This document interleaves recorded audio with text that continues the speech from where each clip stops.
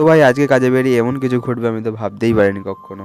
So guys আজকে সকাল থেকে না শরীরটা একদম ম্যাচ ম্যাচ করছিল, কারণ কালকে রাতে ক্যাটারিং থেকে আসতে আসতে খুব জোর ঠান্ডা লেগে গেছে, যেটার ফল আমি আজকে সকালে বুঝতে পারছি।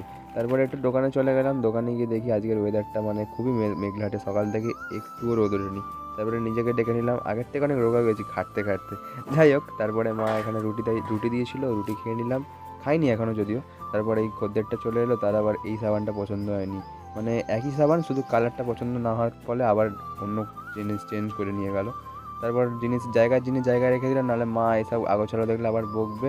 রুটিটাও খেয়ে নিলাম, আর তরকারিটা ভাই দারুণ হয়েছিল। তারপর এই জিনিসটা কেউ যেন কি আমাকে অবশ্যই কমেন্টে সকালবেলা মাল আনতে গিয়ে মোটামুটি ভালোই মাল পেয়েছিলাম, মানে 30-40টা হয়ে যাবে, তাই কাজেও তাড়াতাড়ি বেরোতে হবে, নাহলে লেট হয়ে যাবে।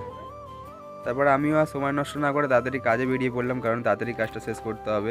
আর এদিকে একটার পর একটা প্রিপেড মাল ছিল বলে মোটামুটি তাড়াতাড়ি কাজটা হয়ে যাচ্ছিলো। আর এই পার্সেলটা তো মানে একটা বড় কেস হয়ে গেছিলো, কারণ ইনি তো বলছিলেন পছন্দ হচ্ছে না তাই নেবে না, কিন্তু শেষ পর্যন্ত নিয়ে নিয়েছে।